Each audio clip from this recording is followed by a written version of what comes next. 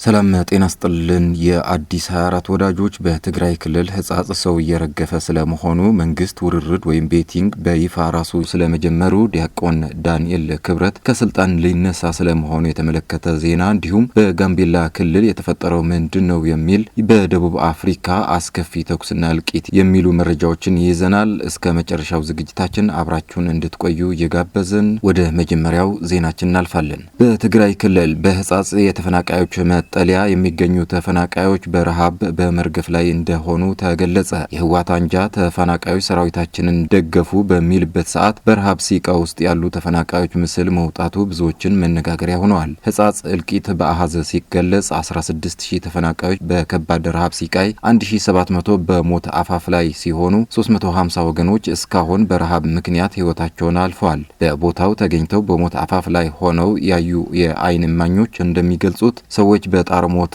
አድኑን ሲሉ እርዳታ ይዘን እንመጣለን ያልናቸው ወገኖች አልቀው አግኝተናቸዋል ብለዋል። በዚህም የሚመለከተው አካል እንዲደርስላቸው ጥሪ አቅርበዋል። ጋምቤላ ክልል ውስጥ በመዲናዋ ጋምቤላ ከተማ በአቦል በተርፋምና በኢታንግ ወረዳዎች እንዲሁም በሌሎች አዋሳኝ ወረዳዎች እጅግ ከፍተኛ የሆነ ደም አፋሳሽ ግጭት እየተካሄደ መሆኑን በስፍራው ያሉ ምንጮች እየተናገሩ ይገኛሉ።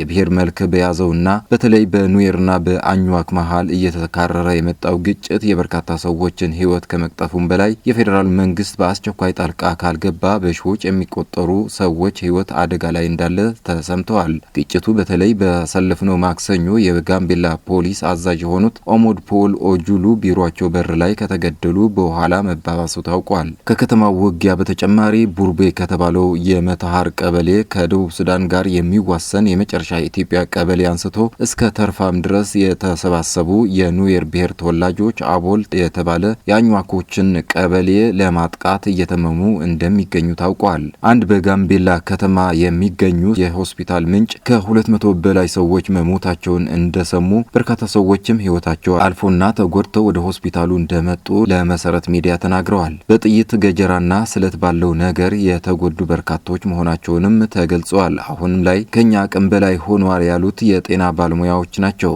አንድ የከተማው ነዋሪ በየመንገዱ የተበታተኑ አስከሬኖች እስካሁን ድረስ ይታይ እንደነበር ምስክርናታቸውን ሰጥተዋል። ጋምቤላ ከደንቢ ዶሎ 100 ኪሎ ሜትር ገደማ ርቀት ላይ የሚገኝ ሲሆን የኦሮሞ ነጻነት ሰራዊት ወይም መንግስት ሸኔ የሚለው በቅርብ ርቀት ላይ ይገኛሉ የተባለ ሲሆን ከአካባቢው መከላከያ ተጠራርጎ ከወጣ ቆይቷል ተብለዋል። በአጠቃላይ የደረሰውን ጉዳት መጠን ለማስቀመጥ ባይቻልም የአሁኑ ግጭት ተራ ግጭት ከመሆን ወደ ጦርነት ከመሻገሩም በላይ የፖለቲከኞች እጅ አለበት ተብለዋል። በቅርቡ በነበራቸው ስብሰባ በተለይ የኑዌር ፖለቲከኞች ምክትል ፕሬዝዳንቱን ጨምሮ ስብሰባ ረግጠው ወጥተው ነበር የሚሉት አንድ የመረጃ ምንጭ የኑዌርና አኝዋክ ግጭት የቆየና ብዙ ስብስብ ምክንያት ያለው ነው ይላሉ።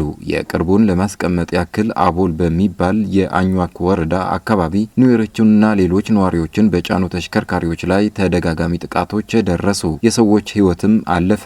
ከዛም ተርፋም የተባለ የኑዌሮች አካባቢ የሚሰሩ አኝዋኮች በመልሶ ማጥቃት ተገደሉ። ከዛም ጋምቤላ ዋና አደባባይ አካባቢ 2 የአቢሲኒያ ባንክ ባልደረባ የኑዌር ተወላጆች በጥይት ተገደሉ በማለት የተከሰተውን አስረድተዋል። አክለው ማክሰኞ ደግሞ ኡመድ የተባለ የአኝዋክ ተወላጅ የጋምቤላ ከተማ የፖሊስ አዛዥ ቢሮ በር ላይ በኑዌር ታጣቂዎች መገደሉን ተዘግቧል። ከዛች ሰዓት ጀምሮ በተለያዩ ቦታዎች ውጊያዎች እየተደረጉ ነው። በተለይም ከጋምቤላ ወደ ላሬ መውጫ በተለምዶ የኑዌር ብሔረሰብ የሚባል ቦታ ውጊያ እየተደረገ ነው በማለት ለሚዲያው ተናግረዋል። አንድ የጋምቤላ ከተማ ነዋሪ ግጭቱ ከመጀመሪያውም የብሔር ግጭት ነው፣ በዋናነት የአኝዋክና የኑዌር ግጭት ቢሆንም ጸያይም መልክ ያለው በተለምዶ ሀበሻ ወይም ቡኝ በመባል የሚታወቅ ማህበረሰብም የሞትም የመቁሰልም የመዘረፍም አደጋ ገጥሞታል ተብሏል። አቦል ከጋምቤላ 18 ኪሎ ሜትር የሚገኝ ሲሆን ከሁለቱም ወገን ከፍተኛ እልቂትና ጥፋት መድረሱ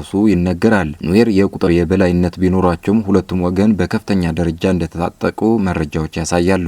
የኑዌር ታጣቂ በተለይ አጉል ኒያንግ በተባለ ቦታ እጅግ ከፍተኛ ጥቃት አድርሶ በርካቶች ማለቃቸውን ታውቋል። ከዚህም በላይ የደቡብ ሱዳን አማጺ ቡድን SPLM-IO አባላት ድንበር አቋርጠው በመግባት የአኟክ ብሔርን እያጠቁ እንደሚገኙ ታውቋል። የፌዴራል መንግስት እስካሁን በደም አፋሳሹ ግጭት ያለው ነገር ባይኖርም የጋምቤላ ክልል ባወጣው መግለጫ የጸጥታ ስራ ከሚሰሩ አባላት ውጭ የትኛውም የጦር መሳሪያ ይዞ የሚገኝና የሚንቀሳቀስ ግለሰብ ወይም ቡድን አስፈላጊውን እርምጃ የሚወሰድ መሆኑን አስጠንቅቋል። መከላከያ ሰራዊት ሰሜን አቸፈር ወረዳ ዳና ማርያም ቀበሌ ላይ በፋኖ ማዕከል ላይ ለምርቃ እየተዘጋጁ ሳሉ በወሰደው ድንገተኛ ጥቃት በርካታ የፋኖ ኃይል አልቋል። አካባቢውም በሰቅጣጭ ሁኔታ በአስከሬን መሞላቱን ተገልጿል። መከላከያ ሰራዊት ከዚህ በፊት በቦታው ላይ ገብቶ የማያውቅ መሆኑ ያዘናጋቸው ፋኖቹ ለምርቃት ድግስ እየተዘጋጁ ባሉበት ነው በተጠና መልኩ ሳያስቡት ጥቃት የተፈጸመባቸው። መንግስት ውርርድ ወይም ቤቲንግ በይፋ ራሱ መጀመሩን ተገልጿል። መንግስት በስፖርት ውርርድ ወይም ቤቲንግ ተሰማርተው የነበሩት ድርጅቶች ፈቃድ ከሰረዘ በኋላ መልሶ ራሱ የተለያዩ አይነት ውርርዶች መጀመሩን ተገልጿል።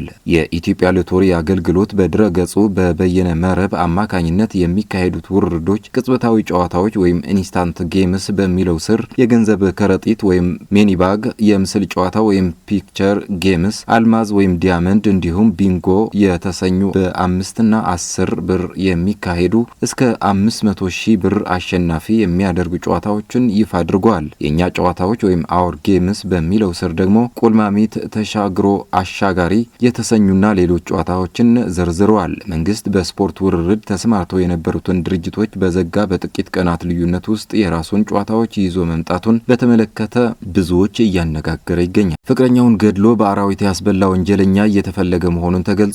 በሰንዳፋ በኬ ከተማ ታህሳስ 6 ቀን 2018 ዓ.ም አንዲት የባንክ ሰራተኛ ላይ ዘግናኝ የነፍስ ግድያ መፈጸሙን የሰንዳፋ በኬ ከተማ አስተዳደር ፖሊስ ጽሕፈት ቤት ኃላፊ ኮማንደር አየለ አሸኔ ለብስራት ራዲዮ ተናግረዋል። ሟች አዳነች ኩምሳ በአለልቱ የኢትዮጵያ ንግድ ባንክ ቅርንጫፍ ሰራተኛና የሰንዳፋ በኬ ነዋሪ የነበረች እንደሆነም ተገልጸዋል። ሟችና ተጠርጣሪው አቶ ጸጋይ አሳሊፎ የፍቅር ግንኙነት የነበራቸው ሲሆን በዕለቱ ምሽት በሆቴል ውስጥ ምግብ ሲመገቡ ተጣልተው ሟች ጥላ በመውጣቷን ግድያ ፈጽሞባታል። ተጠርጣሪው በመኪና ተከታትሎ መኪናው ውስጥ ካስገባት በኋላ ጎማጣ ተብሎ በሚጣራ አካባቢ በሽጉጥ ገድሏታል። በመቀጠልም ተጠርጣሪው ሬሳውን ጥሎ በመጥፋቱ አዳነች አስከሬን በዱር አራዊት ተበልቶ መገኘቱን የሰንዳፋ በቄ ከተማ አስተዳደር ፖሊስ ጽሕፈት ቤት ኃላፊ ኮማንደር አየለ አሸኔ ገልጸዋል። ተጠርጣሪው ወንጀሉን የፈጸመበትን መኪናና ሽጉጥ በአላልቱ ከተማ ጥሎ መሰወሩን የታወቀ ሲሆን ፖሊስ በመኪናው ውስጥ የደም ዱካና ሽጉጥን እንደ ማስረጃ ስላገኘ ግለሰቡን በቁጥጥር ስር ለማዋል ክትትል እያደረገ መሆኑን ገልጸዋል። የሟች አስከሬን ለምርመራ ወደ ቅዱስ ጳውሎስ ሆስፒታል ከተላከ በኋላ በቤተሰቦቿ የቀብር ስነ ስርዓቱ መፈጸሙን ኮማንደር አየለ ሸኔ ጨምረው ገልጸዋል። የዳንኤል ክብረት የስልጣንም ሆነ በጠቅላይ ሚኒስትሩ የመፈለግና የመደመጥ ፍላጎት እየቀነሰ መሆኑን ተነግረዋል። አንድ የመንግስት አደረጃጀት በጥልቀት የሚከታተልና ስለ ዲያቆን ዳንኤል ክብረት የሚያውቀውን መረጃ እንደተናገረው ከቀናት በፊት የአብይ አህመድ መንግስት ከሰሞኑ እያደረገ ያለውን የራሱን አባላትና ደጋፊዎች የማሰር ዘመቻን በተመለከተ በእኔ ግምት በቀጣይ ሊጠረጉ ይችላሉ ብዬ ካነሳኋቸው ስሞች መካከል አንዱ ዲያቆን ዳንኤል ክብረት ነው ሲል ገልጸዋል። መረጃውን የላከው ግለሰብ በጽሁፉ ደጋግሜ እንዳልኩት አገዛዙን ከሚያገለግሉ ባለስልጣናት መካከል ከህዝብ ጋር እልህ ተጋብቶ በሚናገራቸውና በሚጽፋቸው መርዘኛ ቃላት የተነሳ የዳንኤል ክብረትን ያህል በህዝብ ዘንድ የሚጠላ ባለስልጣን የለም። ታዲያ የሚገርመው ነገር ዳንኤል ጥላቻን ያተረፈው በህዝብ ዘንድ ብቻ ሳይሆን በበርካታ ባለስልጣናትም ጭምር መሆኑን ደርሼበታለሁ ሲል ገልጸዋል። ደቡብ አፍሪካ አንድ መጠጥ ቤት ላይ በተከፈተ ጅምላ ተኩስ የ9 ሰዎች ህይወት አለፈ። የዜጎች ህይወት ከማለፉን ባሻገር 10 ሰዎች ቆስሏል ሲል የሀገሪቱ ፖሊስ አስታውቋል። በጆሃንስበርግ የተፈጸመው ጥቃት የሀገሪቱ ጸጥታ ጥርጣሬ ውስጥ ያስገባ ነውም ተብለዋል።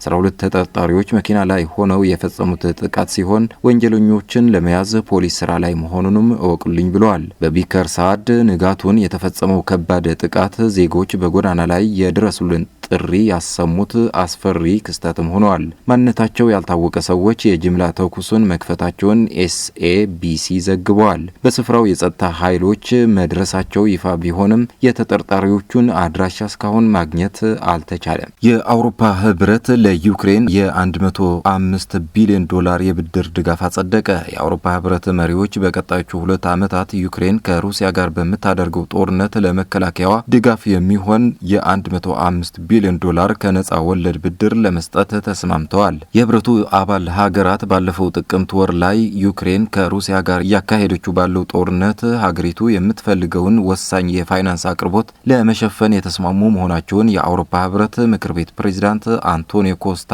አርብ በሰጡት ጋዜጣዊ መግለጫ አስታውቀዋል።